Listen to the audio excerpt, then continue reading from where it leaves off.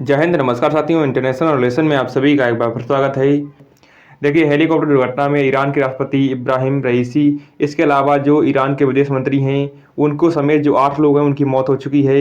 और इसका जो कन्फर्मेशन है, वो दुनिया की जो बड़ी-बड़ी न्यूज़ एजेंसियाँ उन्होंने कर दिया है, जिसमें फायर पोस्ट ने अभी हाल ही में ब्रेकिंग न्यूज़ में लिखा है, Iran president Raisi, foreign minister confirm death after long search.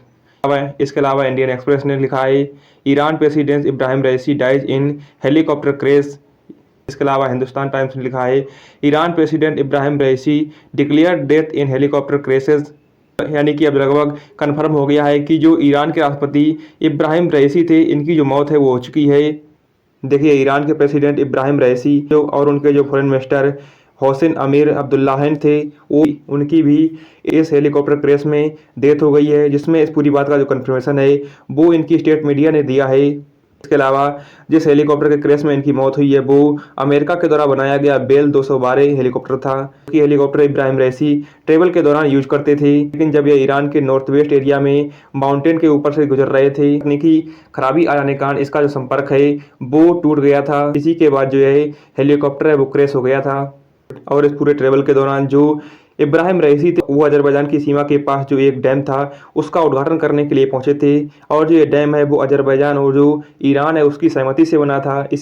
इसीलिए जब इब्राहिम रईसी ईरान के ईस्ट अजरबैजान प्रोविंस से उद्घाटन करके वापस लौट रहे थे, उसी वक्त लगभग जो हेलीकॉप्टर है वो लगभग 30 मिनट तक उड़ा।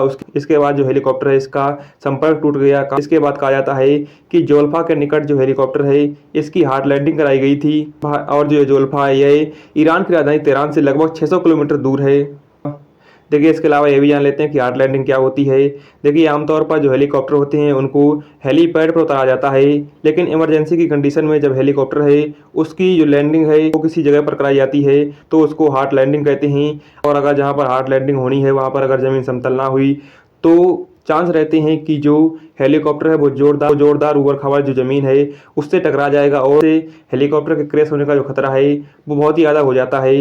और इसी बात में माना जा रहा है कि जो ईरान के राष्ट्रपति इब्राहिम रईसी हैं, उनके काफिले के साथ कुछ ऐसा ही हुआ है, जिसमें हार्ड लैंडिंग के बाद जो ईरान के राष्ट्रपति इब्राहिम रईसी हैं, इनका जो हेलीकॉप्टर है वो क्रैश हो गया है, जिससे इसमें सवार जो 8 लोग हैं उनकी भी मौत हो गई है।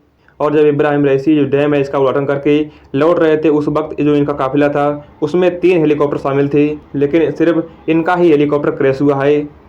और जब ईरान के राष्ट्रपति का हेलीकॉप्टर क्रैश हुआ था, उस समय जब ईरान का उस पहाड़ी एरिया का जो इलाका था उस समय कोहरा बहुत तेज था, इसीलिए जो ईरान के राष्ट्रपति का जो हेलीकॉप्टर है वो लगभग 10 घंटे बाद खोजा गया है। और जो हेलीकॉप्टर है इसकी लोकेशन जहां हार्ड लैंडिंग की थी उससे लगभग 2 किलोमीटर दूर मिली है। इसीलिए